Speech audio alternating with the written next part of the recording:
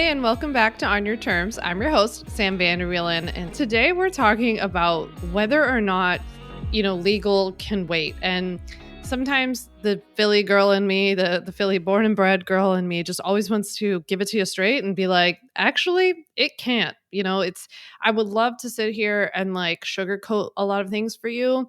And I feel like I do. I do try to spend a lot of time here, talking to you about how certain things in like when you talk about like legally protecting your business, like certain things are overblown, and like I'll be the first one to admit that, or I'll be the first one to tell you like, hey, people aren't running around getting sued all the time. Like the goal is to not get sued, or we're trying to prevent that. But like I'm not a fear driven person, and I hope that you feel that for me, because I really try to bring that to you here and everywhere else that I do this online. But at the same time, there are some realities that I do feel a little frustrated about, of like, I know everybody wants to push legal to the end of the to-do list, whether it's because it's expensive, it's not fun, you feel like it's not important, you're just burying your head in the sand, it's intimidating, it's annoying, it's overwhelming, it's like all of the things, which it is, but it's also necessary and it's important. And it actually can't wait. A lot of parts of it can't wait as long as you'd probably like them to. So today we're going to talk about why waiting to legally protect your business could put you at unnecessary risk, and some of the things that you're giving up if you choose to go that route. I really believe in like the power of knowledge and like just access to information. So I'm here just to tell you like, hey, here's what can happen if you wait. I'm laughing because I'm on video right now, and Huddy, like I have Huddy in my office and he wants to leave, I think. And so he's like laying by the door. He's like desperate to get out of here. So I'm just laughing because I could see him in my camera. But I think that I understand why we want to wait and all of that good stuff. And it's just that I want to give you the information so that you can make an informed decision. Like if you choose to wait, then just do so knowing what you're risking. And I don't want you to put this off, put this on the back burner, thinking it's not a big deal or not understanding what you're risking, and then you're making an uninformed decision. So that's really the goal, and like that's the problem that I see, is that people are making uninformed decisions where they're saying, "Oh, I heard that it's not a big deal if I wait till later for this part or that part, or to get a contract or to get an LLC," and then it turns out that it's not. And other times, I see people like rushing to get things done and treating them like they're super important, and they're not. So with them, we're wasting time and wasting money and delaying starting our businesses.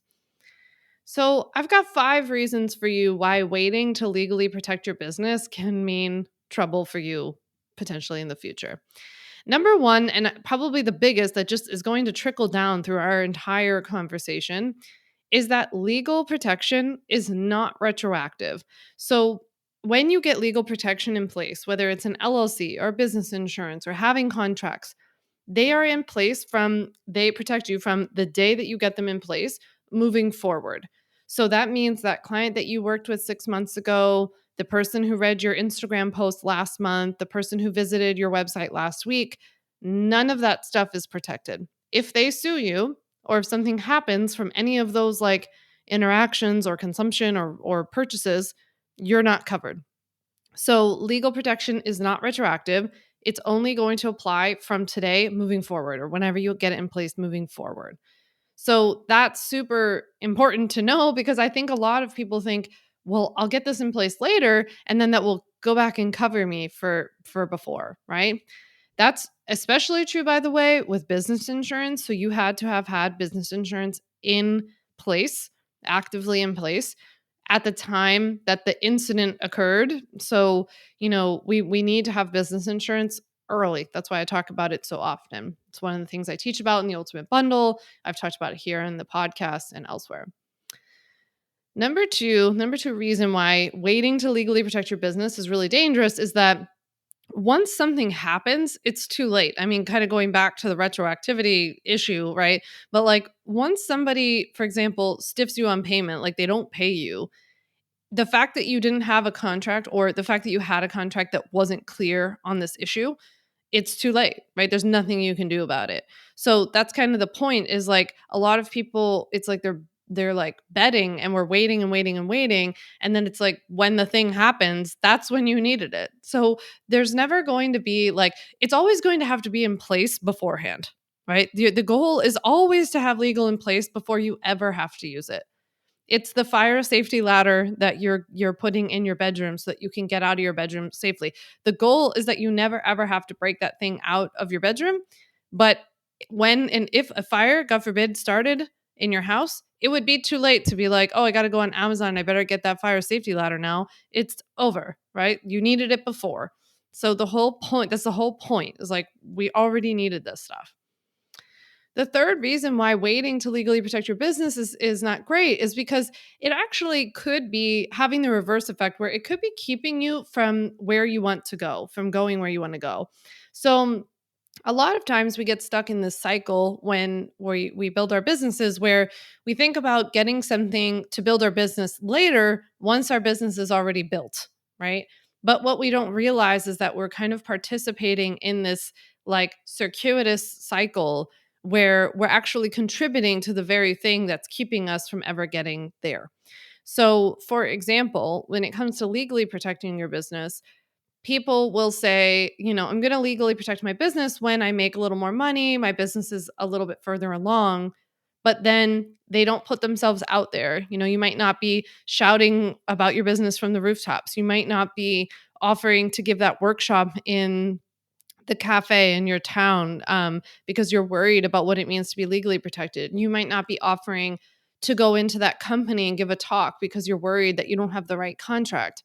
You might not, necessarily want to be seen on social media because you're concerned if you say or do the wrong thing, you don't have the protection in place that you need. So, do you see how actually waiting to get your legal protection in place until your business is bigger could actually be keeping your business from getting bigger? Right? It's like a self-fulfilling prophecy that we don't want. The fourth reason why waiting to get your business legally protected is not great is because people, your potential customers, your followers could actually see it as an opportunity. So, for example, when you go to sign on a new client or something like that, and they're like, well, she told me it's a 6 month like commitment, but I didn't sign anything, you know? Then when they're 2 months in and they send you that dreaded email that like we've literally all gotten in the coaching industry at some point or another that's like, hey, I'm good. I don't need to keep working with you. Now you don't have anything. And maybe that's in fact why they knew that they could pull out. Maybe that's why they stopped their payment, right? Maybe that's why they copied your course content because they're like, well, I didn't sign anything when I purchased it. I've heard this from so many people that the person immediately comes back to them and is like, well, you didn't have me sign anything. So yeah, you don't want to, first of all, we don't want to attract people on the one hand. Like I always talk about how we don't want to attract try it before they buy it people. We don't want people to be coming in saying, well, I'll just try this program that they're offering, or I'll try this service. And if I don't like it, then I'll just leave because they never made me sign a contract. So we don't want to attract that in the first place. And we do want to attract people who look at a very simple contract, for example, that ask them to pay the amount that they've agreed to pay, ask them to pay on time, ask them to show up, be respectful, honor what's included and what's not included. If you attract a person who's not willing to sign that, then we don't want to work with that person. So legal stuff can actually help you to like ward off the wrong people and attract the right people. Now, my fifth and final reason about why waiting to legally protect your business is not that great is that frankly, it's just like not a choice, right? So I just sometimes get a little frustrated about this because I feel like, there's a lot of like stuff in our industry about getting a website and getting branding and doing copy and headshots and social media, and like we'll buy courses on how to grow on Instagram or business coaches to learn how to get more clients. And I'm like, but if you get more clients, you don't have any legal stuff in place. If you grow on social media, you're not protected. If you create a course, you don't have the stuff you need to protect it. So sometimes I just like get that Philly girl in me that is like, no, this is not a choice, right? This is part of building a business. This is part of growing a legitimate business. It's the priority. It's one of the main priorities. I mean, to me, this is like the cornerstones is starting a business. This is what you do when you start a business. Go ask the executives of Target, of Sweetgreen, of Trader Joe's, Chipotle, whatever you want to talk about. Like they got their back end foundational stuff done first, right? They were not like, let's build a million stores and get a huge social media presence. And then when we feel like it, we'll go back and we'll register our business. No, in fact, companies like that get trademarks before things ever come out. They get LLCs before they ever hang a shingle, right? So this is what people do. This is the right thing to do in the right order. It has to be done, first of all, to legitimize your business, to be doing this legally, to capture your business expenses and be able to file your taxes correctly. To protect you personally, we need to register your business, right? We treat it like it's a choice, but it's really not. It really, really isn't. And this is where we have to have an honest conversation about how, like, this is part of starting a business. This is something you have to budget for and it has to be prepared for. And if we were talking priorities, this has to come before some of the fun, more fun, admittedly more fun and schmancier things, right? This is just part of what we do. It's what I did. It's what I encourage all of my friends and colleagues to do, right? Before I ever purchased a course or bought like software for my website, I registered my business. I got business insurance. I set up my business bank account. I'm just talking basics. We don't need ironclad Trader Joe's level legal protection. We need basic foundational support, right? So with that, thank you so much for listening, and I can't wait to chat with you in a few days. Thanks so much for listening to the On Your Terms podcast. Make sure to follow on Apple Podcasts, Spotify, or wherever you like to listen to podcasts. You can also check out all of our podcast episodes, show notes, links, and more at samvanderwielen.com/podcast. You can learn more about legally protecting your business and take my free legal workshop, 5 Steps to Legally Protect and Grow Your Online Business at samvanderwielen.com. And to stay connected and follow along, follow me on Instagram at samvanderwielen and send me a DM to say hi.